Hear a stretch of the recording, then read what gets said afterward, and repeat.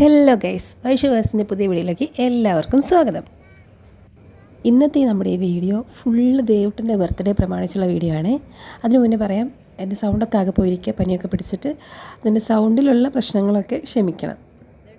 പർച്ചേസിങ്ങിന് പോയ ദിവസത്തെയും ബർത്ത്ഡേ ദിവസത്തെയും വീഡിയോസ് ഒരുമിച്ചാണ് ഞാനിപ്പോൾ ഇതിനകത്ത് ഇട്ടേക്കുന്നത്.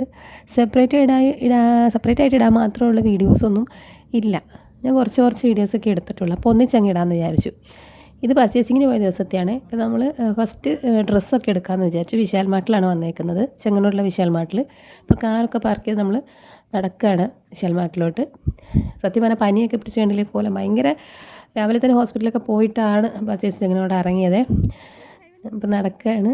എന്തൊക്കെ ഞാൻ ദേവുട്ടിൻ്റെ അടുത്ത് പറയുന്നുണ്ട്. അങ്ങനെ ചെങ്ങന്നൂർ വിശാൽ മാർട്ടിൽ നിന്ന് ഞാൻ ഒരുപാട് പ്രാവശ്യം പർച്ചേസ് ചെയ്തിട്ടുണ്ട്. നല്ല കളക്ഷൻസൊക്കെ ഉണ്ട്, ലേഡീസിനായാലും ജെൻസിനായാലും കിഡ്സിനായാലും ഒക്കെ അത്യാവശ്യം നല്ല കളക്ഷൻസ് ഉണ്ട്.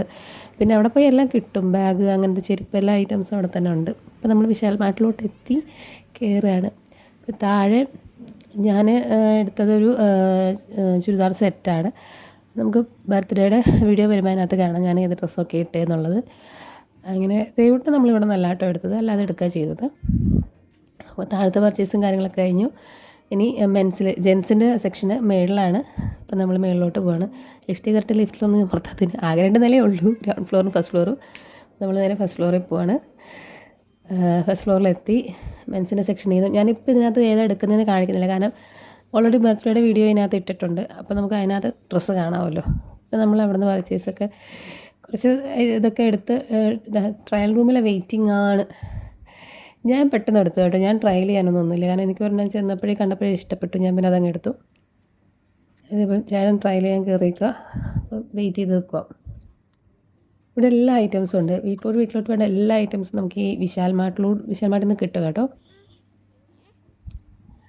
ട്രയൽ റൂമിൽ നിന്ന് പോസ്റ്റ് ചെയ്യപ്പോൾ ഞങ്ങൾ കുറച്ച് വീഡിയോ ഒക്കെ എടുത്തു, ഞാനും ദേവട്ടിനൊക്കെ.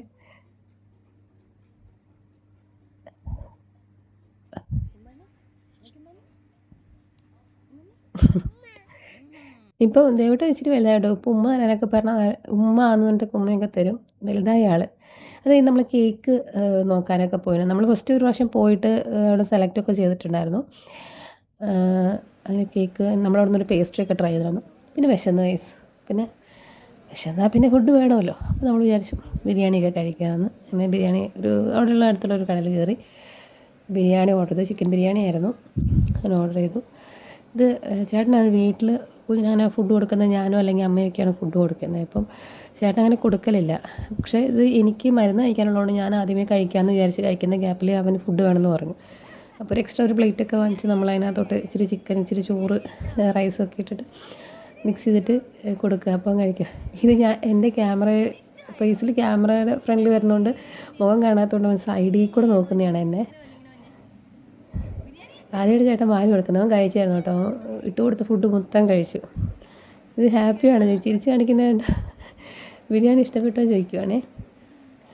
ആൾ ഭയങ്കര കോപ്പറേറ്റീവ്. ആൾക്ക് കറങ്ങാനൊക്കെ പോകാൻ ഭയങ്കര ഇഷ്ടമാണ്. പുറത്തോട്ടൊക്കെ കറങ്ങാൻ പോകുന്ന പറഞ്ഞാൽ ഭയങ്കര ഇഷ്ടമാണ് ദേവട്ടിന്. വണ്ടിക്ക് നമ്മളിപ്പം ആരെങ്കിലും പോവുകയാണെങ്കിൽ തന്നെയും വണ്ടി ഇങ്ങനെ ചൂണ്ടാണിച്ച് ഭൂന്ന് കാണിക്കും.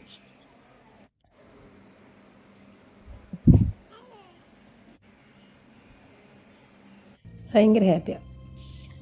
ഇത് നമ്മളൊരു ബ്ലൂടൂത്ത് സ്പീക്കറാണ്, അതിൽ ഈഷയുടെ ഒരു ലുക്ക് വരുന്നതെന്ന് പറഞ്ഞിട്ട് ഞാൻ ഇങ്ങനെ കാണിക്കുക.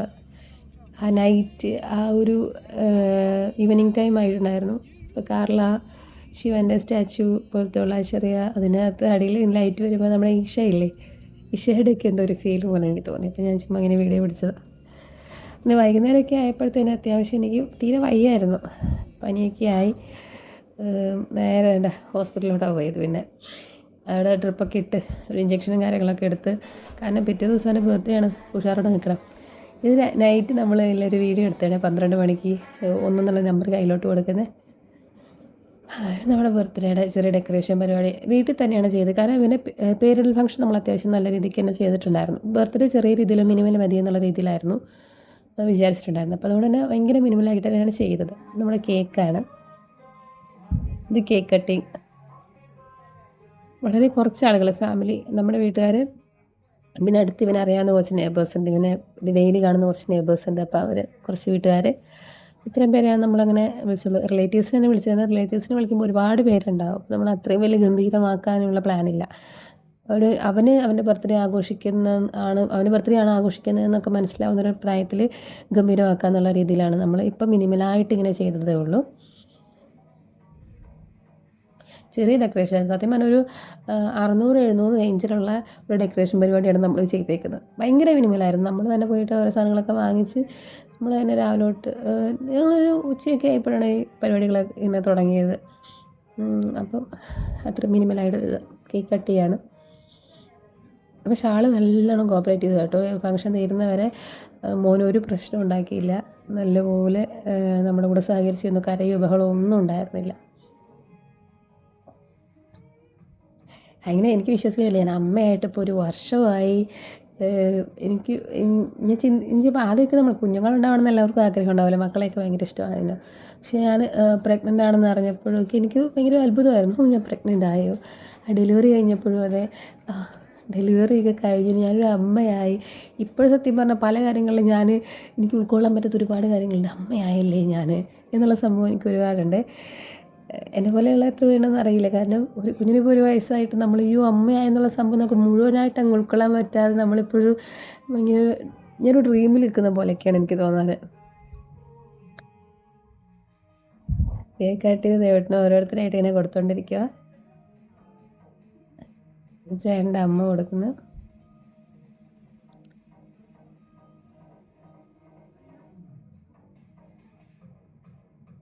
ആൾക്ക് മധുരം ഭയങ്കര ഇഷ്ടമാണ് കേട്ടോ.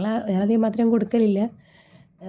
പക്ഷേ ഈ പനങ്ങൽക്കണ്ടമൊക്കെ ആക്കിയിട്ട് കൊടുക്കുന്ന ഫുഡൊക്കെ അവന് ഭയങ്കര ഇഷ്ടമാണ്. കഴിക്കാറുണ്ട്. അധികം അങ്ങനെ സ്വീറ്റ് കൊടുത്തങ്ങ് തുടങ്ങിയിട്ടില്ല. എല്ലാവരുടെ കയ്യിൽ നിന്നും സന്തോഷത്തോടു കൂടെ ആൾ വാങ്ങിക്കുന്നുണ്ട്.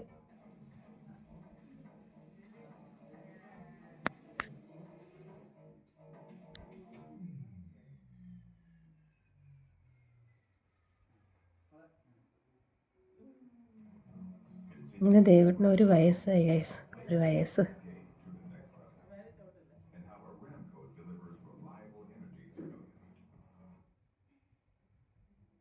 ഡെക്കറേഷൻസും കാര്യങ്ങളും ഈ ബലൂണൊക്കെ ഉള്ളതുകൊണ്ട് ഫാൻ ഇടാതിരിക്കുമായിരുന്നു കേക്ക് കട്ട് ചെയ്യുന്നിടം വരെ. അത് കഴിഞ്ഞ് ഫാൻ ഇട്ടതാണ് കാണുന്നത്.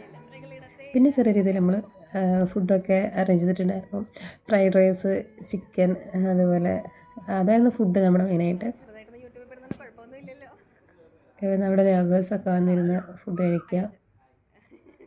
എല്ലാവരും ഞാൻ യൂട്യൂബ് ചാനലിൽ വീഡിയോ ഇടുന്നൊക്കെ പറഞ്ഞപ്പോൾ ഒരു ഹായ് ഒക്കെ പറയുകയാണേ. ഞങ്ങളുടെ കുറച്ച് ഫോട്ടോസൊക്കെ എടുത്തു. എല്ലാ ഫോട്ടോസൊന്നും റെഡിയാക്കി എടുത്തിട്ടില്ല. ഉള്ള ഫോട്ടോസൊക്കെ ഞാൻ ഇതിനകത്തോട്ടങ്ങ് ഇടാം.